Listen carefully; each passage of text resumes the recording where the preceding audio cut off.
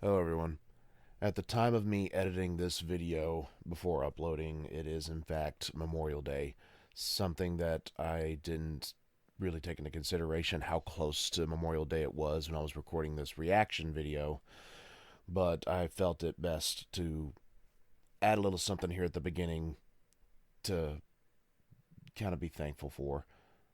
The man that you see in the picture is my grandfather, Roland Kyle Colburn. He served in the United States Marine Corps during Vietnam.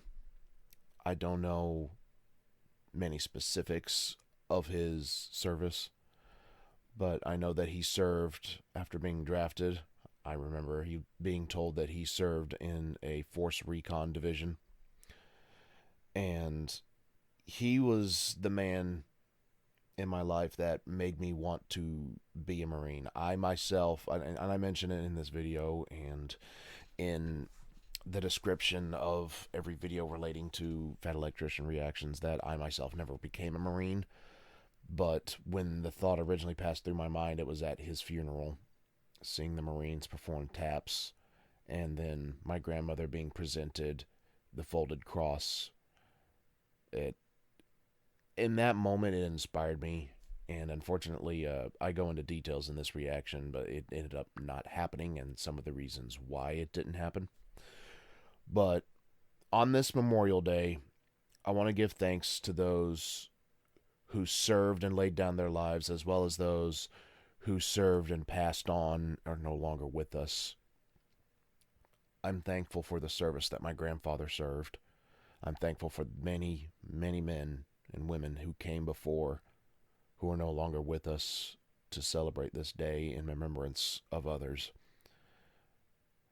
And I just wanted to be thankful for you guys for taking the time to listen to this before getting into the video proper. This opening introduction is a late addition to the video, but I thought it a good addition to add. So, thank you, Papa. Thank you for your service. And I wish I had more time with you. I wish I had more time with you before you passed, so you could have seen me graduate high school, and so I could have spent some time with you after I graduated. I love you, Papa.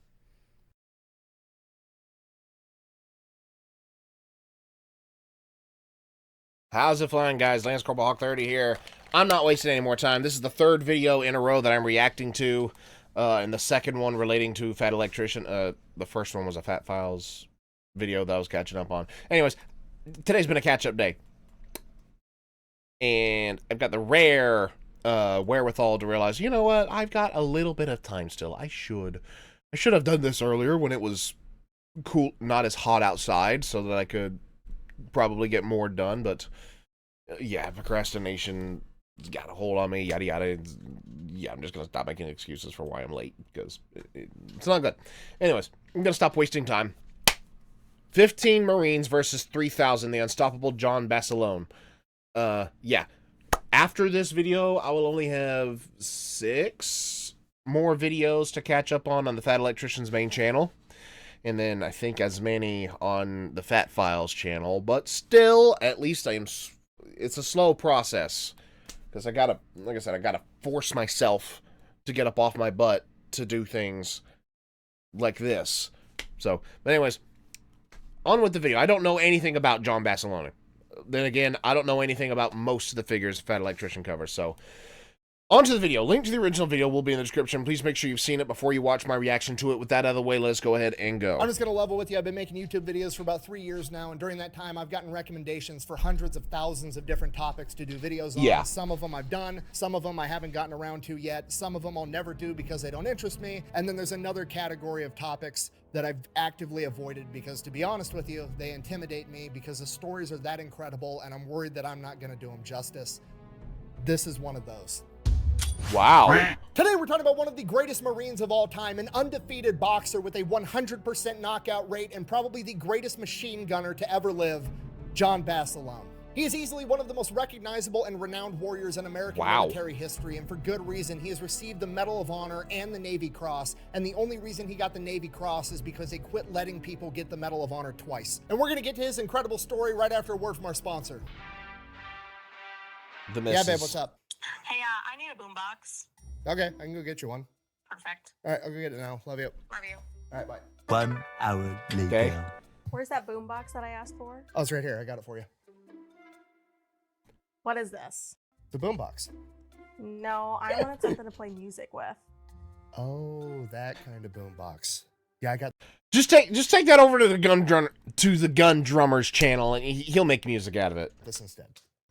Okay, we'll go to the store and get me a boombox so I can listen to music. Can I keep this one still? I don't care. This video is brought to you by Delete Me, K's super Oh, simple business model. I wouldn't have You figured get this that was a money, Delete they Me turn ad. around and they make sure that online data brokers. I want that shirt. I want that shirt. I want that effing shirt. I just saw what it says. My autism hates communism. I want that shirt. Where can I get that shirt? Are not selling your personal information online. Okay, here's the deal. Pretty much anytime you use a free service on the internet and you click that little box that says I agree to the terms and conditions, you've basically just agreed to allow them to harvest as much of your personal information as humanly possible. They Still then didn't turn get around and Delete sell Me. that to online data brokers, and that's how they can afford to offer you a free service. But when you have Delete Me, they go and they monitor all of these online data brokers for your personal information, and then if they find it, they submit all the opt-out forms on your behalf, so they have to take down and stop selling that information. So when you buy Delete Me, you're not actually buying anything, you're just buying your way out of all the negative consequences of all the free shit that you've already gotten. And because they continue to monitor those data brokers, you're buying yourself out of all the future negative consequences of all the free shit that you haven't even gotten yet. So if you want to give Delete Me a try, there's going to be a link and a discount code down below. Let's get back to the video. We're done.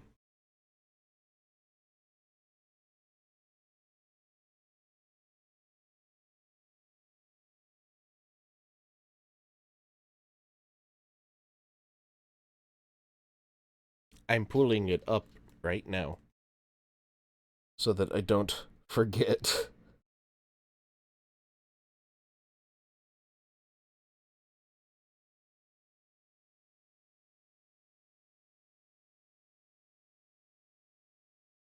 Okay, I kind of hate that they bill you annually, because I might not have enough spare money to go ahead and pay for the annual billing.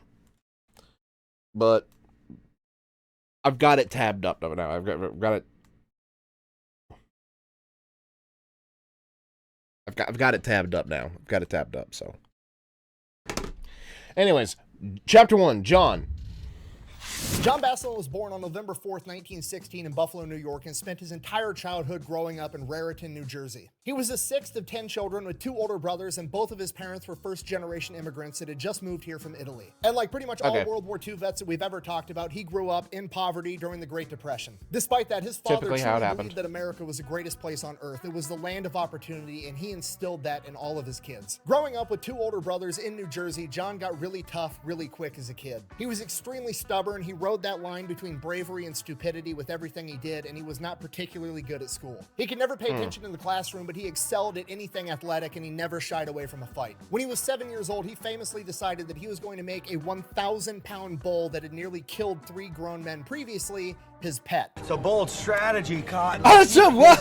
That's So ambitious. John, with zero fear in his body, hops in this pen with this bull and goes to pet it. The bull charges him. He dodges it. The bull charges him again. He dodges it again. And finally, the bull just kind of squares up with him. And John slowly walks up to this bull. And right as he's about to place his hand on the bull's head, right between his horns, the bull rears down and launches John 20 feet through the air, and he lands flat on his back.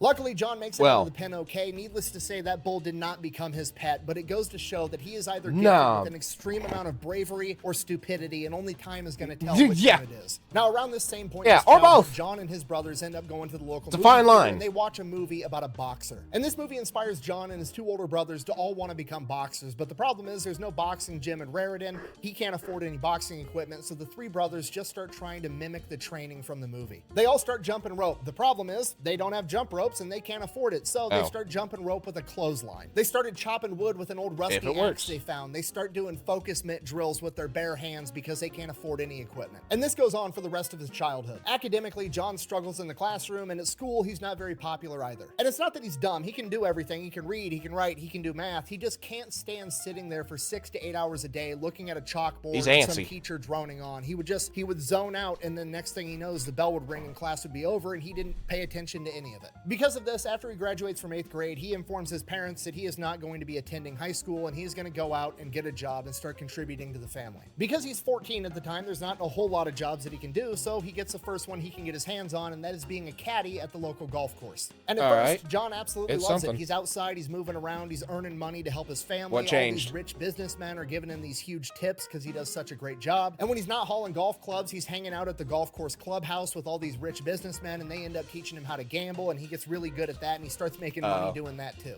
And this goes on for years, and as John turns 16 and then eventually 17, it's getting to the point where he can go out and get a real job. And John absolutely hates the notion of it. He resents the fact that society is telling him he has to go out and get some monotonous 9-to-5 job that he just has to do every single day for the rest of his life. In his mind, it's going to be just like sitting in that classroom, zoned out, and John doesn't know what to do because that's not what he wants in life. Not knowing what to do, John goes to his church and he's praying about it. He's just sitting there, he's hanging out, he's thinking about what he wants to do for the rest of his life. While he's there, a Catholic priest by the name of Father Russo comes up and starts talking to John. You know, he's clearly troubled, wants to know if he can help, and John ends up asking Father Russo that he's known pretty much his entire childhood, like, hey, Father, you know, you were an athletic guy, you were in college, you could have been a doctor, you could have been a professional athlete, you had the whole world at your fingertips. How did you decide that you wanted to become a priest? And Father Russo told him that he just felt a calling, that that's what he was supposed to do, so he did it, and he told John that if he listened, God would probably give him a calling too. So John takes that advice and he's trying to listen or look out for any sign that maybe God's going to give him. And then one day he has what he describes as a vision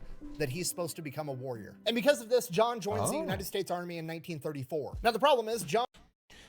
Yeah, that's the thing about that. Like, pay attention when you get those feelings. Pay attention when that thought comes to you. It literally could be God saying, hey, this is what I have planned for you. This is what you are going to be good at. This is what is right for you.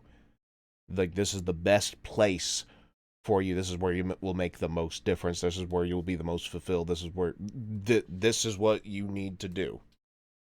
Pay attention to that. There's a lot of us that we probably don't even think about it too often. But I don't often think about it, but I should be thanking God more often that I'm on the path that I am in regards to like what I want to do as a career. Because literally, I was just back in 2017. Like, those who don't know, I want to be a voice actor. I will not mind being an actor in general, but I specifically want to be a voice actor, right? Well, back in 2017, I was just working in Walmart as an overnight janitor. I wasn't really thinking about a career. I wasn't thinking about my career at that point. I was just going to and fro. Not really doing anything. Well, I had a job, but I didn't really have a plan. And then I had the radio on, and I heard about this thing called Talent Inc. that said, hey, you know, was telling people that if they wanted to try to have the opportunity to join like professional actors, acting, singing, and any other talents like that for entertainment purposes, to sign up here, like go online, like go to this. And I thought, you know what? I tried something like this years ago with something that I wasn't good at the time. Like I tried to impress somebody with singing, which I was not good at that time. I'm a better singer now by a lot, and because I understand my own voice a lot better, mainly because of my voice acting. But in that moment, I thought, you know what? I didn't get it then. I didn't try hard enough then. I want to push for this now.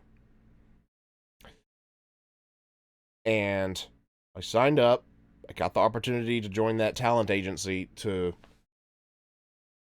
join a local talent agency to do training so they could teach us how to act, how to do these different things regarding to how to approach talent agencies and whatnot, talk to agents. And then we went to this event in Orlando in March 2028. Or 2028. March 2018. I'm so sorry. I had a moment right there. March 2018. But unfortunately, because I had taken a week-long trip a month and a half prior, my job was not going to allow me to take another one so soon after. So I decided to quit my job at Walmart as a janitor to go attend that. I'd been planning for that for months, so I went and did that. And then I got signed on with an agency. I actually got signed on with an agency based out of Jacksonville, mannequin agency. Now, after getting back to Alaska, went a few months where I didn't really get any opportunities because mannequin didn't really have opportunities based out of Alaska where I was living at the time. So I had to get a new job and stuff. And other things came about from that. I unfortunately ended up leaving mannequin because they had a membership fee, basically. So it was not a scam.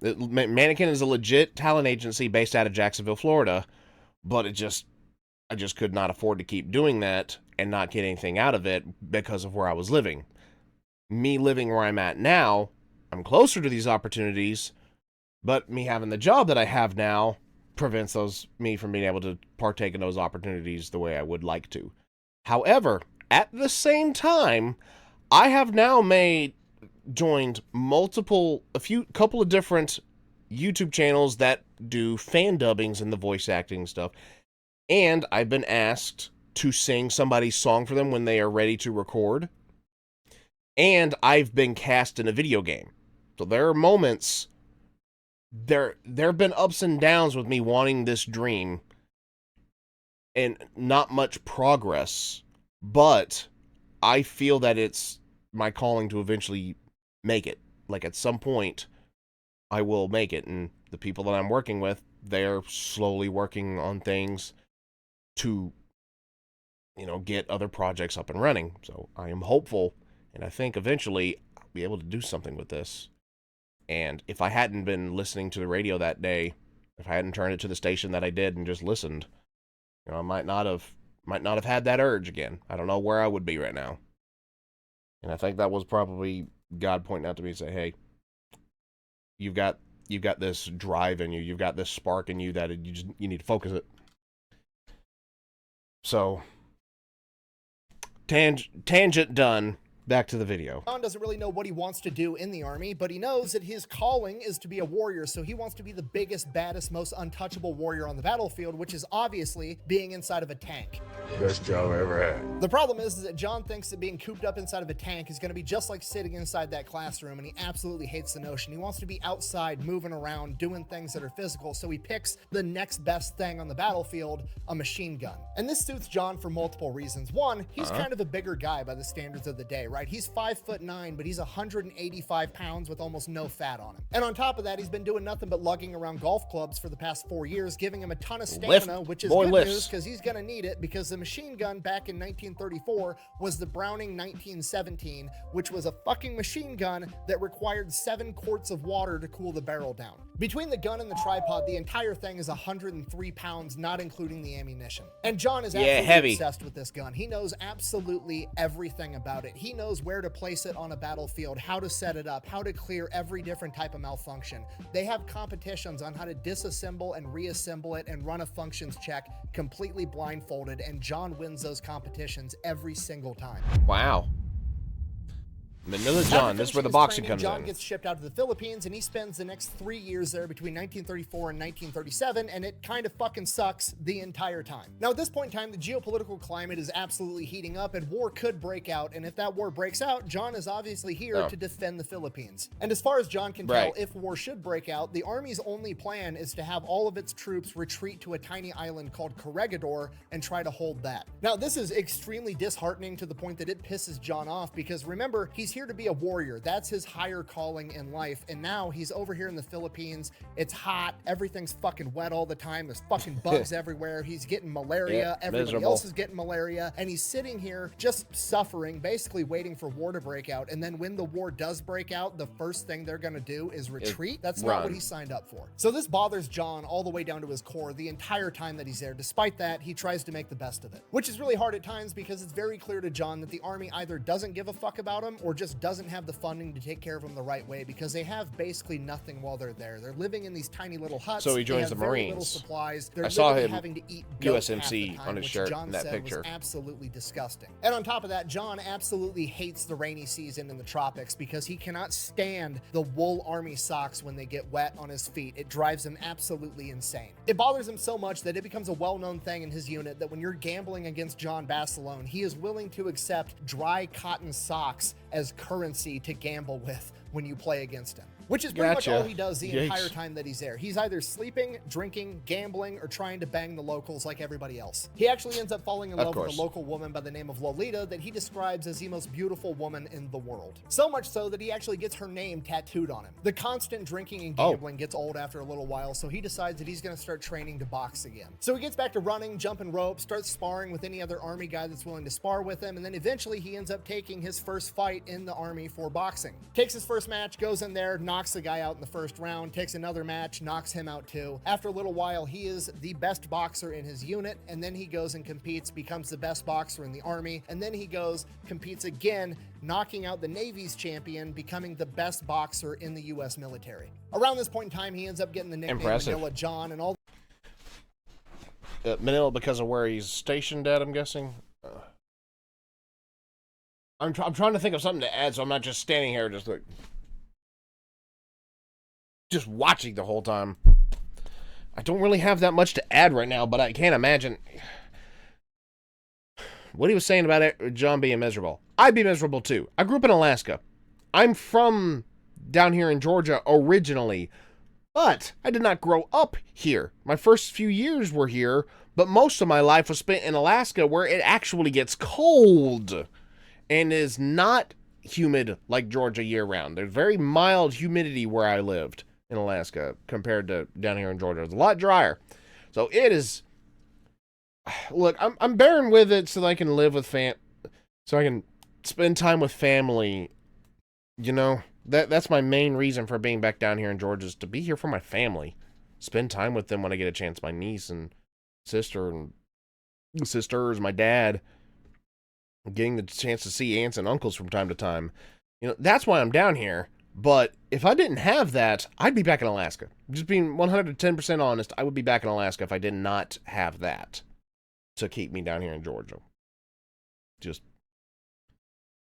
it gets miserable. I get miserable down here on really hot days. It just, thank goodness for indoor air conditioning. All the promoters back home hear about this badass over in the Philippines knocking everybody out, so he's getting letters from all these boxing promoters wanting him to come over and fight their pro champion over here, this pro guy over there. Basically, he's got a really good professional boxing career lined up the minute he goes back home. Eventually, he ends up beating everybody in the United States military, 19 wins, 19 knockouts, at which point he can either just wait and go back home and turn pro, or he can go up a weight class. He doesn't really want to do either, and his enlistment is coming to an end. John decides that he does not want to go up a weight class. He definitely does not want to re-enlist in the army because he's past 3 years of fucking sucked. And he doesn't want to go back home and become a pro boxer because he doesn't think that that's the warrior calling that he had from his vision. So John finishes up his enlistment in 1937 and goes back home and moves in with mom and dad all over again, and he is right back at square one, not knowing what to do with the rest of his life. He goes right back to being a caddy at the golf course, and at this point, mom and dad are getting worried because, I mean, he's a 21-year-old man, and this is the 1930s. He should be having kids by now, and he's over here working some part-time high schooler job. He needs to go and get a real job and make something of himself and start building a family. And while nobody's saying it out loud, John feels that constant pressure both from his family and his community. and he just doesn't know what to do.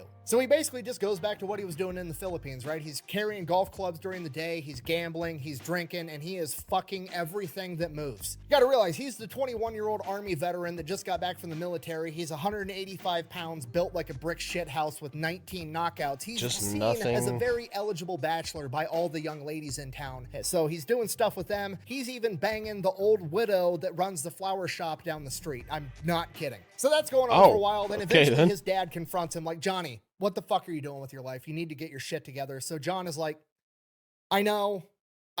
So he goes, he gets a real job. He ends up being a delivery guy for a laundry service. He does that for a couple of months. Fucking hates every single second of it. But now mom and dad are proud of him. You know, he's gone out in the world. He's got a real job. He's doing the whole, you know, family thing. Soon he'll probably get a wife, settle down, have kids, do what, you know, you're supposed to do. He doesn't make it there very long. He ends up quitting because he just can't stand to do it. His parents are super How long before disappointed he right out of the decides to gate, rejoin? At which point John is like, you know, I'm going to move out. I'm going to go somewhere else. I'll go out on my own. So he moves to a different state, gets a job with the gas company. So he does that for like 6 months. He becomes one of the top employees at the company. He's getting along fine. He does the work really well, but he absolutely hates it. He doesn't feel like he's fulfilling his higher calling. And around this point in time, all the news is coming out about the massacre at Nanjing, Japan invading China, killing hundreds of thousands of innocent civilians. There's stories coming out about Japanese officers beheading innocent Chinese civilians until their arms are so fatigued that they can no longer lift up their swords. And this bothers John to his core because even though his time in the army wasn't great and he hated it the entire time,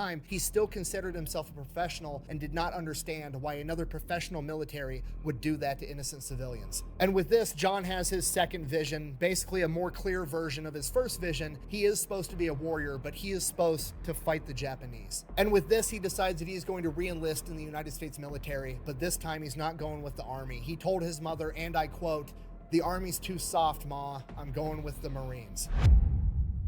A fine Marine. So in July of 1940, at the age of 23, John Basilone joins the United States Marine Corps. And he got Those who probably are new to the channel or new to me reacting to the Fat Electrician should know, at one point in time, full disclaimer out of the way, in case you have not heard it yet, or in case you didn't read the description, I myself am not a Marine. I was not a corporal. The Lance, Corporal Hawk 30. Lance is my name.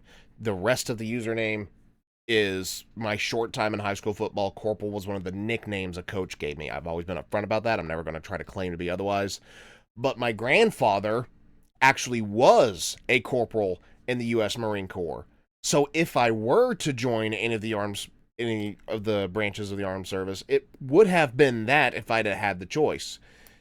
Unfortunately, at the time I really wanted to, my stepfather at the time basically verbally beat me down about it, saying that no, he's not going to let me. So that's part of the reason I never fulfilled any of that in joining the armed services at all, is that he basically was so adamant about me not joining, he basically verbally abused me about it. So it was just like, no, you're not going to do that, because one, you're your biological dad's only son, and two, I count you as a son. I don't want to see you go off to war, period. You know, like, he just was, no, he was dead set against it, 100%, and just the verbiage he would always use just got to me, and it just stuck in my head, so it never ended up doing that. But my grandfather actually was a Marine in the armed services. He was drafted during Vietnam into the Marine Corps. I believe he was part of Force Recon. So, but anyways, yeah, the Marines just always stuck out in my mind, apart from the other armed service branches, partly because not only was my grandfather Marine, but when my grandfather passed away in 2010, the Marines showed up and played taps and presented my grandmother with the folded flag, and that always stuck in my mind, is like, and I at that moment thought, I want to do that one day. I want to be a Marine. Never ended up happening, unfortunately, but I've got a special place in my heart for Marines. You gotta realize at this point in time, John is 23 years old and there's a draft going on. So pretty much everybody else that he's going through training with is some 18-year-old snot-nosed kid. And John is just He's getting through it. So he crushes basic training, goes off to machine gunner school for the Marine Corps, and while he's there, he just starts hustling all of his classmates. He sits there and very loudly and very vocally expresses frustration in his inability to disassemble and reassemble the machine gun, which obviously he knows how to do extremely proficiently, but he plays it off like he can. And then he suckers other young, cocky Marines in to a challenge of assembling and disassembling it and running a functions check, and whoever wins money. And then as soon as they put money on the table, he just takes everybody's shit, including their socks. Four in a row. You know something? This is like the luck of the Irish, only I'm not Irish, so you figure it out. So he gets done with training. He's older, he's more mature, he already knows everything. Very quickly, he ends up becoming a gunnery sergeant. He's in charge of 11 other men and 2 machine guns. And he takes being a leader very seriously. He makes all the men in his section train and retrain over and over and over again with the machine gun, how to set them up, where to set them up, absolutely everything, to the point that they are just as good as he is. Then they end up getting shipped out to Puerto Rico for amphibious landing training. He's back in the tropics, absolutely hates it. Everything's wet, his feet are wet, his socks are wet, there's fucking bugs everywhere. He doesn't like it there. He ends up training there for an entire year. And as per usual, when he's not training, they're going out, they're gambling, they're drinking, and they're fucking everything that moves. At this point in time, he becomes kind of infamous for every time he gets hammered, he turns his hat, also known as a piss cutter, sideways to let everybody know, hey, I'm fucking hammered. So after a year, they get done with training. They're just waiting on orders on where they're going to go. Paris Island is apparently full. So according to the rumors, the U.S. military has went out and built an entire new base for the Marines. And this base is fucking awesome. There's a new movie theater. There's an athletic facility. There's a new chow hall that serves steak and lobster and cake and ice cream every single day for breakfast, lunch, and dinner. Everybody is fucking pumped because they've been hanging out in the tropics. Sorry for that pausing moment. Let me guess.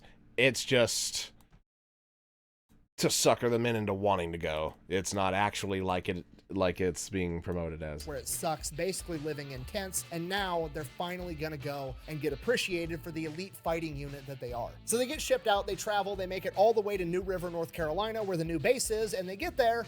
There's nothing there. There's like a couple of buildings for the officers, and then it's just a fucking swamp. They have no mission. There's no training schedule. They're literally just existing, living in tents in a swamp. Because at this point in time, America isn't in the war yet. So basically, they're one of the most highly trained units that America has, but they have nowhere for them to go. So they basically just like set them off to the side and told them to go camp in a swamp for a while. And it sucks the entire time. So they're there for a couple of months, and then they get word that they're going to a different new base, and this base surely is the base they were originally talking about, right? With the chow hall and the steak and the lobster and the cake and the ice cream, giving you the runaround facility and the new barracks. Everything's gonna be awesome. The new base is actually ready. They ship out. It's a very short drive. They come to this new place, Camp Lejeune. Also, no buildings, just a fucking swamp. Is it close? Very.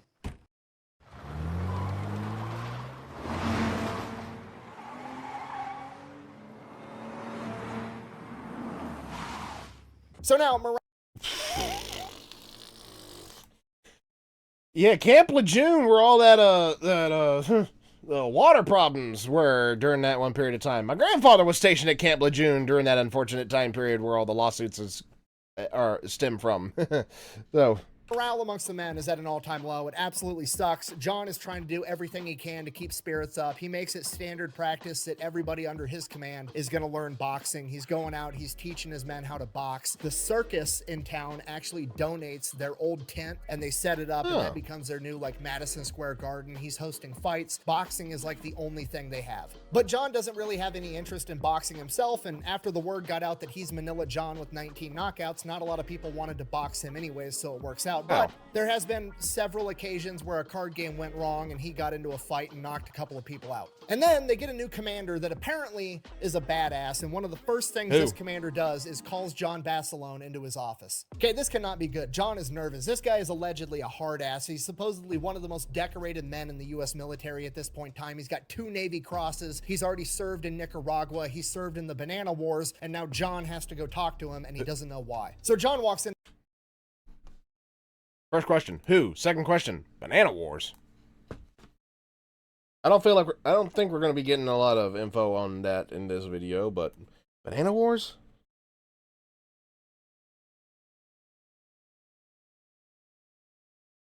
Banana Wars were a series of conflicts that consisted of military occupation, police action, and intervention by the United States in Central America and the Caribbean between the end of the Spanish-American War in 1898 and the inception of the Good Neighbor policy in 1934. The military interventions were primarily carried out by the United States Marine Corps, which also developed a manual, the Small Wars Manual, 1921, based on their experiences. On occasion, the United States Navy provided gunfire support, and the United States Army also deployed troops.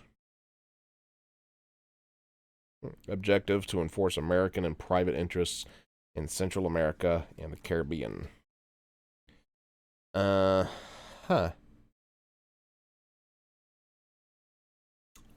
Okay. Interesting. I'd never heard of that before. Into his office, and this guy is intimidating. He is built like a brick shithouse. He looks like a refrigerator with a smaller refrigerator on top of it, and that's his head. This dude's got the biggest metal chest he's ever seen. His side profile is 2 feet thick. It's starting to make sense why this guy's nickname was Chesty. Yeah, John's new commander is the legendary Marine Chesty Puller. And Chesty lays into him immediately, like, I understand you knocked some people out after a card game. And he's like, yes, sir. And he goes, I understand you're some type of knockout artist. And he's like, yes, sir. I was 19-0 over in the Philippines when I was in the Army. Chesty, at this point, flips out. The Army? You were in the fucking Army? You're getting soft, brother.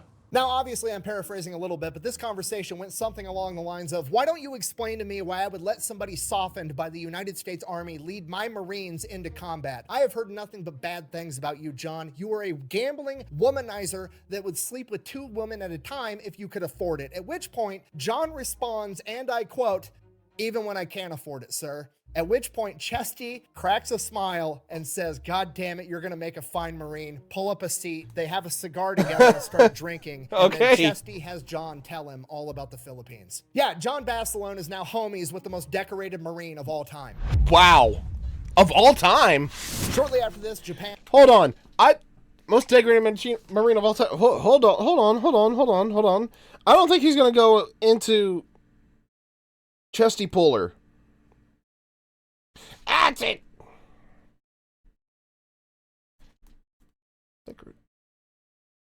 Chesty Puller was a United States Marine Corps officer beginning his career fighting guerrillas in Haiti and Nicaragua as part of the Banana Wars. He later served with distinction in World War II and the Korean War as a senior officer. By the time of his retirement in 1955, he had reached the rank of lieutenant general.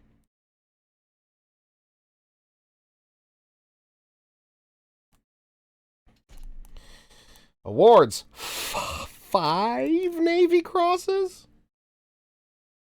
5 Navy Crosses, 1 Distinguished Service Cross, a Silver Star, Legion of Merit, Bronze Star, 2 Legions of Merit, Bronze Star Medal, 3 Air Medals, and a Purple Heart. Jeez. Polaris...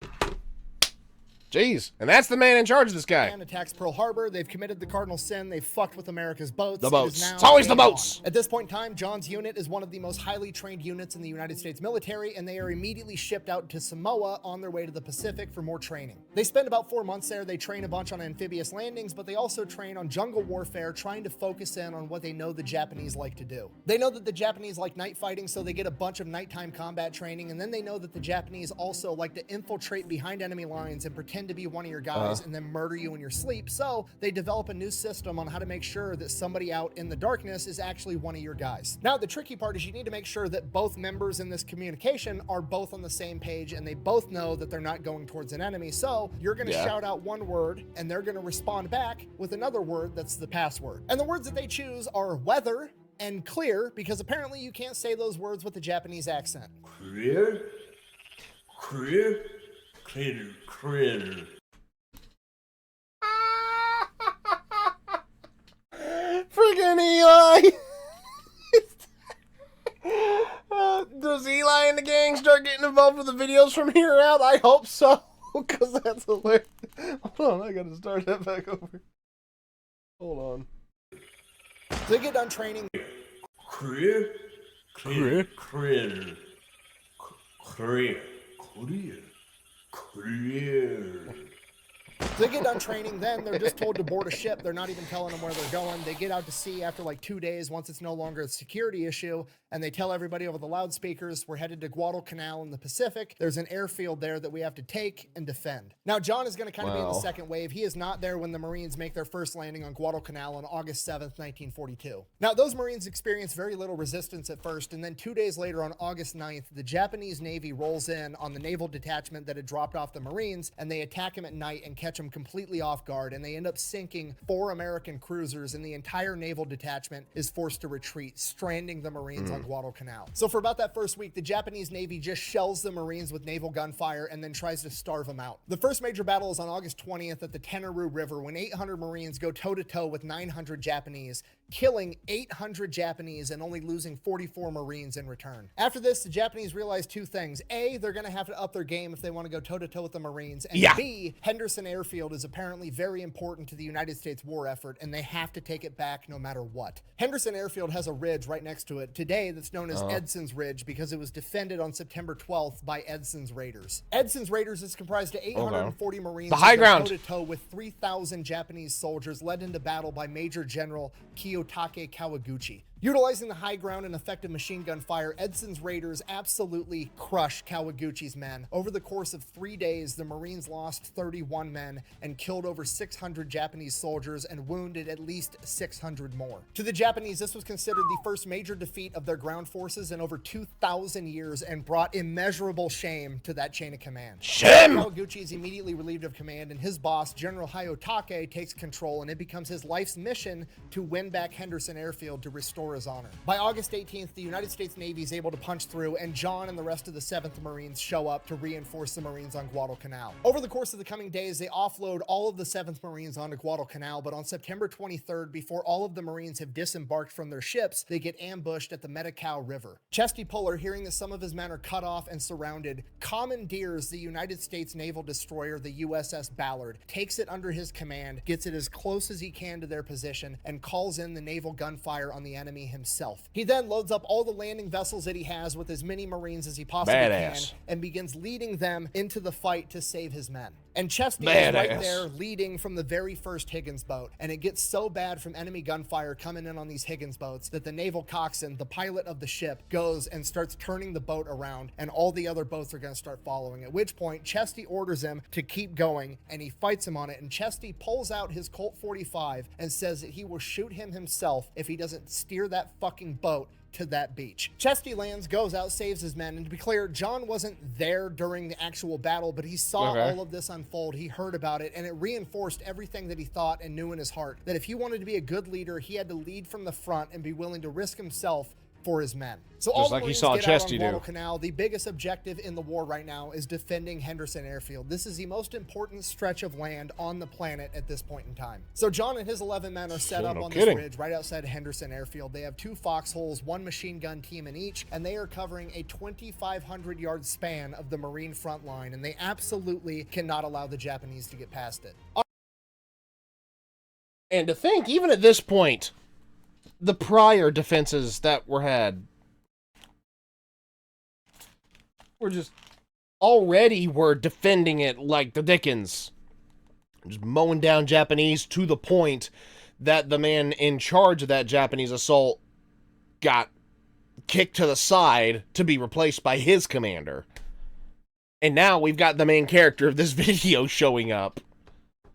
So on October 23rd, General Hayotake, who remember feels that he has been shamed by allowing his subordinate to lose to the Americans for the first time in 2,000 years. He is willing to die to win this fight, and he sends all the men that he has directly towards the Marine Corps' front line. And hundreds of them are headed directly towards John Basilone and his 11 men. The Japanese soldiers headed towards John and his men were covered in leaves for camouflage, and there were so many of them that Basilone's men said it looked like the jungle itself was coming to eat them. And while that is horrifying, you have to remember that John and his men have 2 heavy machine guns with overlapping fields of fire and the high ground. It's going to take a literal army to uproot John and his men. John and his men start mowing down wave after wave of Japanese infantry, and they just keep coming because they are under the command of General Hayotake, and this man is willing to die to win his honor back, and he's willing to sacrifice all of his men as well. Not only are John and his men metaphorically stacking bodies, they're literally stacking bodies to the point that it actually becomes a legitimate problem. Yes, that was correct. They were laying all around our guns. We had to change the guns because I had my mounts low and the blank being piled there. I had to change my position in order to fire on them. Is that blackout a slaw? A slur? I'm guessing.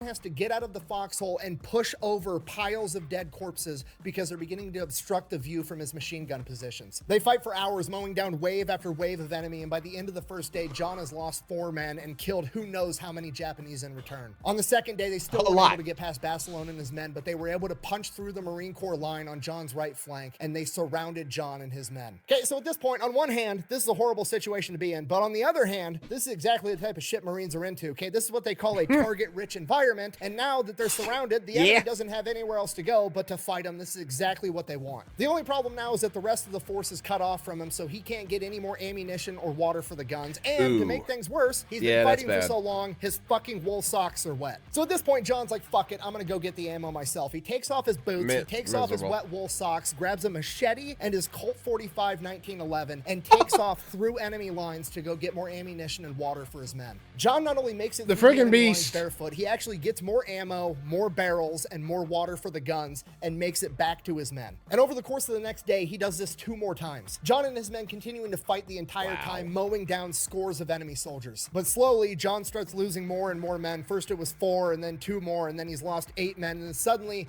it was down to John and just 2 others. At this point, they had to improvise new tactics. They didn't have enough men to man 2 heavy machine guns. So John became the gunner, trying to make every single last round count. And then when John ran out of ammo on one gun, he would hop over to the other gun while his 2 men reloaded and refitted that initial gun, and they would just bounce back and forth fighting as long as they possibly could. This goes on for hours, and John and his men can't keep up. John would burn through all the ammunition in one machine gun before the next gun was ready, so John had to engage the enemy in hand-to-hand combat at their foxhole to buy his men more time to get the guns up. And then that goes on for hours. John Basilone kills 38 enemy soldiers at or in his foxhole in close quarters combat, buying his men more time. And just as things are starting to look really dark, like this is gonna be the end dark, we're almost out of ammunition, we can't keep doing this, Chesty Puller comes through again, rallies the Marines, pushes back the Japanese forces, and restores the initial line. Over the course of the entire battle, not just John's section alone, the Marine Corps had managed to kill 2,500 Japanese soldiers, forcing them into a retreat. General Hayotake again had been defeated, and this time the blame laid squarely on his shoulders. And because of this, he couldn't blame somebody else this time. Can't say that word on YouTube.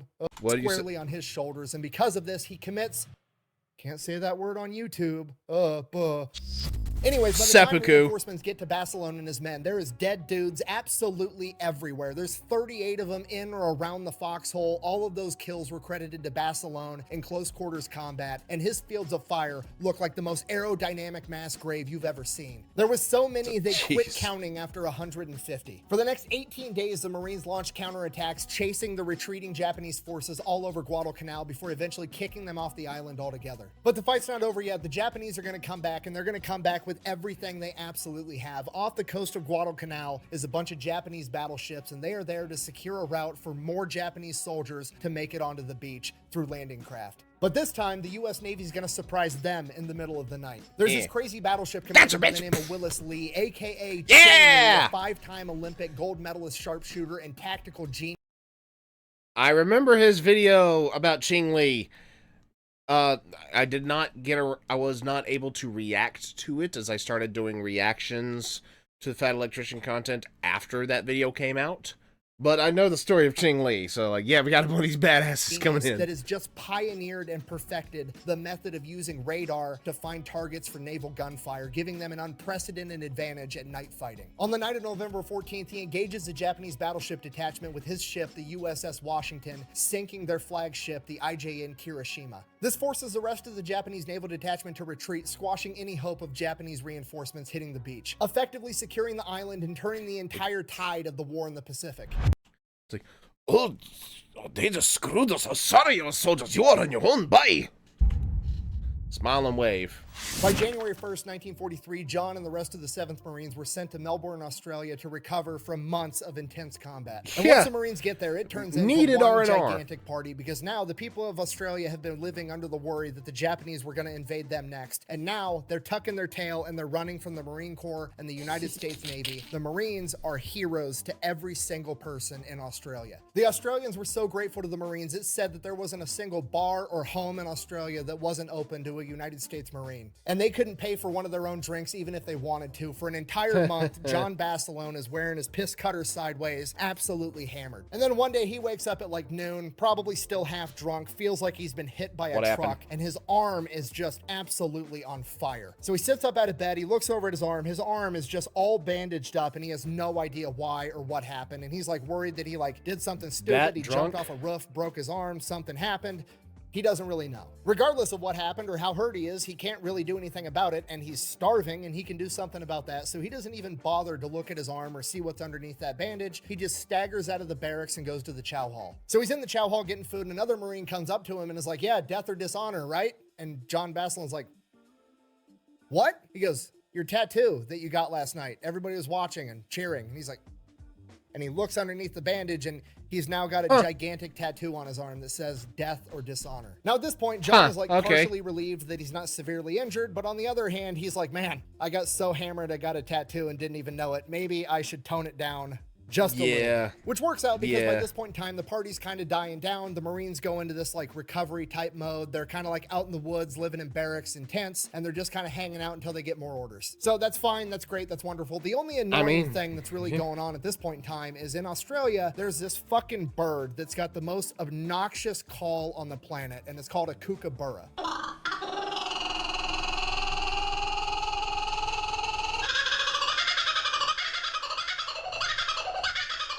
John and the rest of the Marines absolutely hate these birds because of how obnoxious they are, to the point that they start opening fire on the birds whenever they hear them just to get them to shut the fuck up. Did they cause an international incident? At which point the chain of command is like, you guys need to stop. You can't keep shooting at these tiny birds with Browning machine guns, okay? Quit it. They didn't. They kept doing it, and then whenever the chain of command asked what they were doing, they would say they thought they saw a Japanese spy just to get these birds to be quiet. This goes on for months, just hanging out in the woods, recovering, shooting at these annoying birds, and then It's about by to be May, a problem, isn't it? John finds out that he is going to be awarded the Medal of Honor for his actions on Guadalcanal. Initially, he is told that he's going to go back to the United States, and FDR himself is going to put the Medal of Honor around John's neck in front of his friends and family in his hometown, but John doesn't really feel like he deserves it, or he has feelings that there's other men that deserve it just as much as he does. He said, and I quote, I just happened to be there. Anyone would have done the same in my place. And because of this, he feels like he has feelings that there's other belong to him at all. Okay. Got it. Anyways, about to say, could anybody... The question is not, would anybody else have done what you did? It's, could have anybody else done what you did? Could any other soldier have killed 38 enemy combatants in or in front of the foxhole in close quarters combat while the last two of your men are trying to reload your machine gun? Could anybody else have ran barefoot through part of a jungle just to get more water and ammo?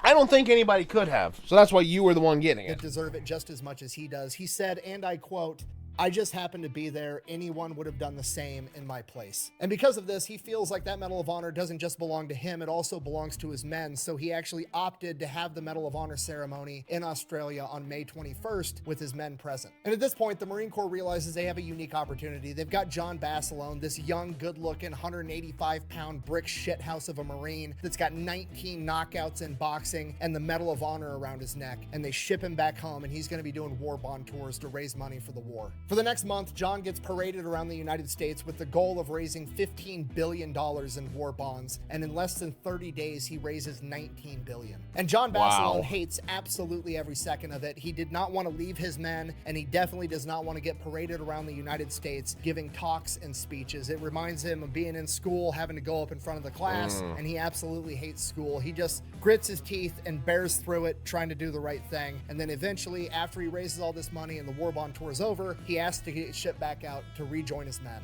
He is immediately denied. He's far too valuable. They cannot have the news headlines reading that war hero, Medal of Honor recipient John Basilone dies in combat, so they make him a guard at a naval shipyard. This is the worst. This goes on for months and months, just John stuck inside of a guard shack, similar to that class. On the one hand, I kind of understand the thought process of, hey, you know, these guys are great for morale. They survived all these bad things. They've been awarded. They did great in that moment, but we need to make sure that we've got morale on the men everywhere else. Okay, that's all well and good for what it's worth. They also know what they're doing and would be more effective on the battlefield, you tards! Room that he hated as a child, and it's just eating away at him. He starts to become an alcoholic. It's just the loneliest he's ever been in his entire life, and he hates every single second of it. And then in November of 1944, he hears word that his old unit under the command of Chesty Puller is almost wiped out at the Battle of Peleliu. And this is the last straw for John Basilone. He's not going to sit in this guard shack anymore while his men are out there fighting and dying without him. He storms into General Vandergrift's office, the same man that pinned the Medal of Honor on his chest in Australia, and tells him the newspapers are going to read one of two things. They're going to read that you had to court-martial war hero John Basilone, or they're going to read that John Basilone is returning to the Pacific. You can pick which one. And then he says, and I quote, "How's it going to look if we retake Manila and Manila John isn't there? I'm staying with my boys. They need me." There you go. The final Within vision. days, John is given orders to report to Camp Pendleton, where he is going to lead a machine gun platoon that's getting ready to ship out to the Pacific. But before that, he's given 3 days of leave to go back home to Raritan, New Jersey, and get his affairs in order. And while he is there, he has his third and final vision, and it is alarmingly clear to him that he is going to die in combat. Despite that, it doesn't even really faze him because he knows it's his destiny. He tells his brother that he had this vision. His brother doesn't quite believe him. He gets his affairs in order and he heads off to Camp Pendleton. While there, he meets Lena, a female Marine cook, falls in love with her, and they get married almost immediately, and they have 1 month together at Camp Pendleton. Good relations with the Wookiees, I have. After his month in Camp Pendleton with his new bride, where he did ships out to Hawaii. Oh, hold on. Hold on. I'm trying to see the connection there. What? With the Wookiee. Almost immediately, and they have 1 month together at Camp Pendleton. Good relations with the Wookiees, I have. After his month in Camp Is that supposed to Pendleton be with his new a reference to his how well he does with women? bride, he ships out to Hawaii, and he's got 4 months there to train his machine gun platoon to get ready for combat. While there, John does absolutely everything he can to get his men ready for combat. He shares everything he knows. He makes sure that they know that machine gun inside and out. When they do amphibious landings, if they're able to get that machine gun onto the beach up and running, he walks up and throws wet sand into the gun himself so that they get used to clearing malfunctions. After 4 months of training in Hawaii, they're told that they're shipping out and to board this ship, and they don't even tell them where they're going yet again. Same thing happens again. A couple days out at sea, they announce over the loudspeakers that they are going to be taking part in the invasion of Iwo Jima, which translates to Sulphur Island. This is going to be nothing like anything John has ever experienced, or any other Marine for that matter. The entire island is not covered in jungles like all the other ones. Iwo Jima is just straight volcanic ash that looks like this. The reason they need this island is because it's the only island big enough and in the right place that they're going to be able to land the new B-24 bombers on top of, and those are going to be critical in winning the rest of the war. This invasion is going to be absolutely massive. It's the biggest amphibious invasion in United States Marine Corps history. Over 800 warships,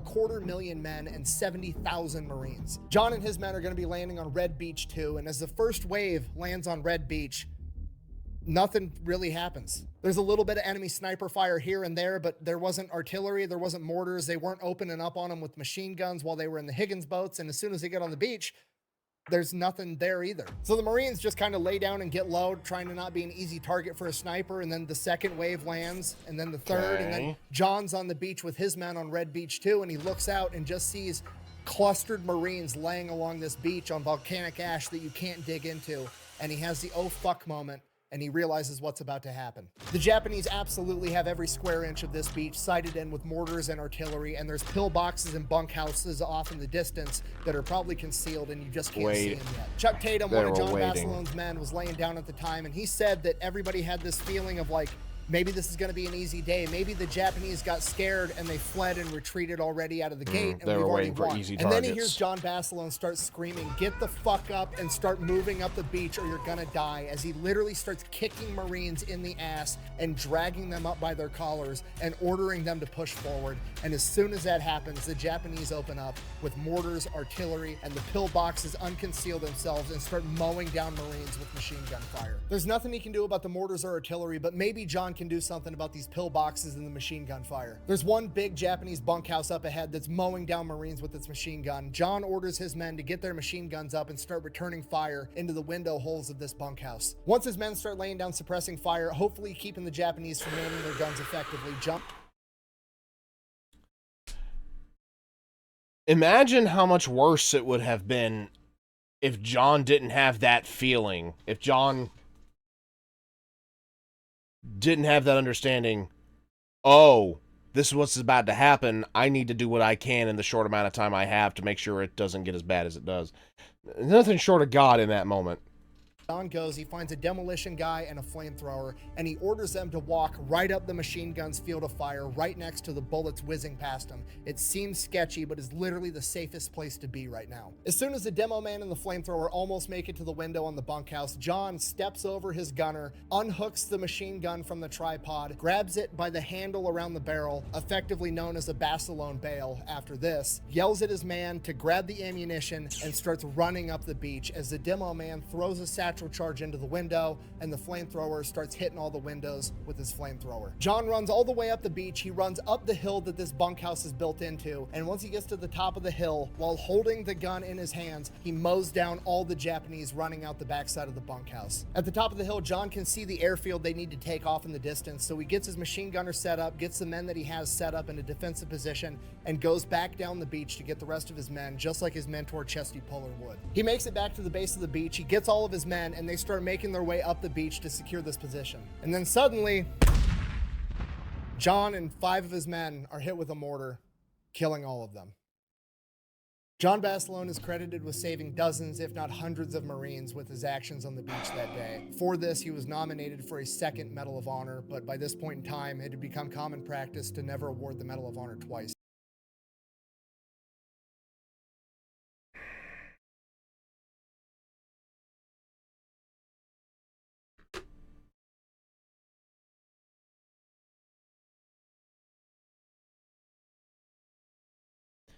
Even when you know it's coming, based off of, one, how much time is left of the video and we're at a point like this, I can almost always tell, unfortunately, when the story is about somebody that died in combat, just by looking at how much time is left on the video and seeing if there's like 2 minutes or less and we're in the middle of a big battle, likely that soldier's story ends at that battle.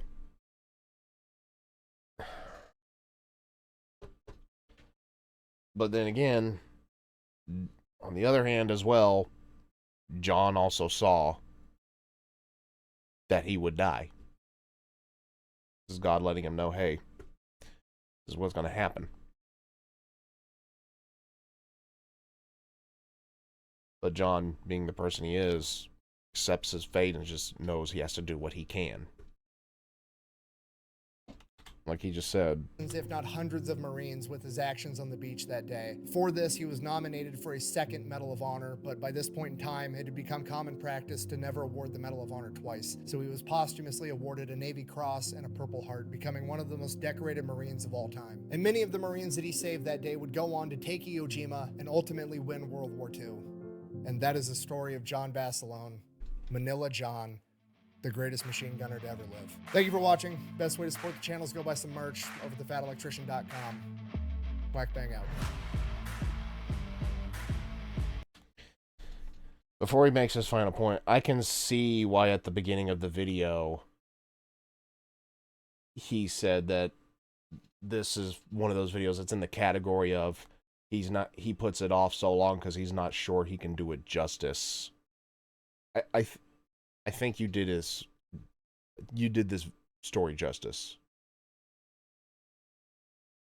Like, Nick's got such a way And he doesn't just make it funny. The way he presents all these stories, even in serious context, is better than most things you see in Hollywood anymore. And this is based off of stuff that actually happened. It's not even fiction, it's reality here. And it's just... it's inspiring and heartbreaking all at the same time. I absolutely hate endings like that.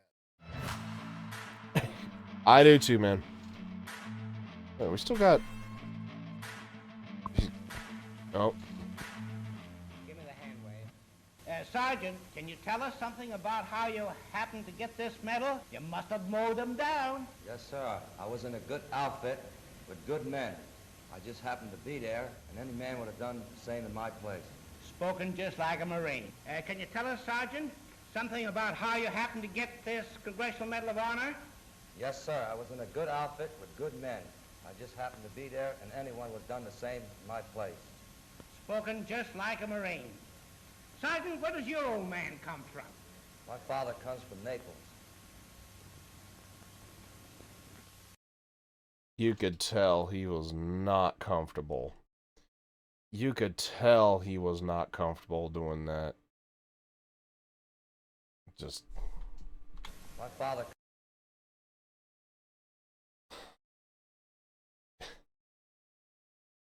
very much uncomfortable during these press conferences. Very, very uncomfortable. Just like, I would rather be anywhere but here right now. Please, I would rather be anywhere but here right now.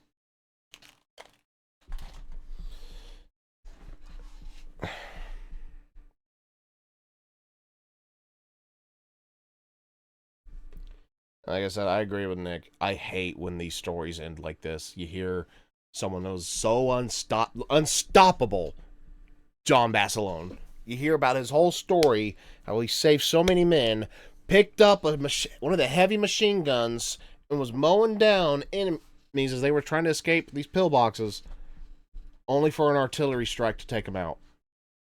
It happens. I know that that stuff happens, and there's not much you can do against artillery when it's just whizzing down.